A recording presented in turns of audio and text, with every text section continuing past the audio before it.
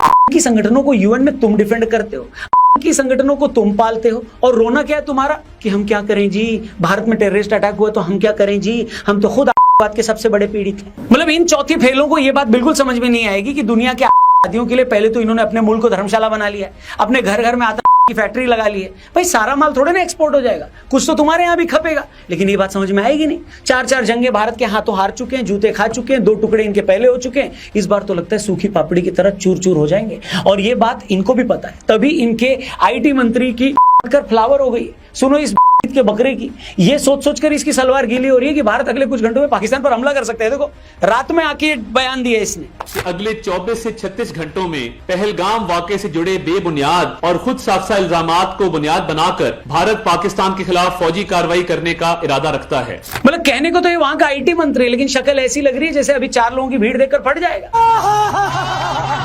मैंने कहा ना, पूरा का पूरा मुल्क ही पागल हो रखा है। ऊपर से शाहिद अफरीदी जैसे लोग एक बार फिर से ये प्रूव कर रहे हैं कि क्यों इन पापियों को हमने धक्के देकर आईपीएल से बाहर कर दिया, क्यों हम इन पापियों के साथ कोई क्रिकेट नहीं खेलना चाहते इनके यहां जाकर। वैसे पाकिस्तान के साथ अच्छी बात यह है कि वहां शादी होने का आपके प्रोफेशन से कोई लेना देना नहीं है। जैसे शाहिद अफरीदी और रिजवान, कहने को तो ये क्रिकेटर है, मगर इनमें और किसी मौलवी में कोई अंतर नहीं है। क्या बोल रहा है ये जाहिल पठान कि भारत की फौज निकम्मी है, ये खुद सब काम करवाती है। अबे पहले तो मियां अफरीदी और जितने भी पाकिस्तान के लोग ले देकर अभिनंदन वाली बात पर भारत को सुनाने की कोशिश करते हैं, ये तमाम लोग कान खोलकर लास्ट टाइम आखिरी बार सुन लें कि तुम लोगों ने अभिनंदन को इसलिए नहीं छोड़ा क्योंकि तुम बड़े दरियादिली हो।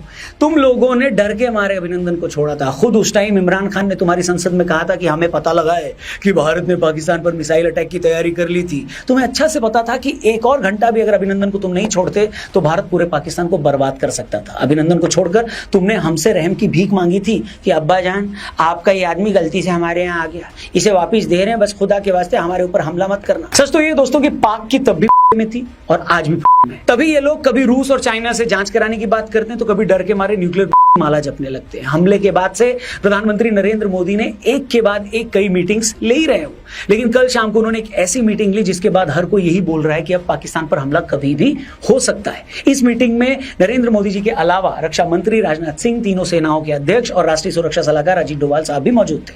मतलब पाकिस्तान की तुड़ाई से पहले जिस से बात की जा सकती थी मोदी जी ने कर ली है। खबर यह भी है कि प्रधानमंत्री ने हमारी फोर्सेस को बदला लेने के लिए फ्री हैंड दे दिया।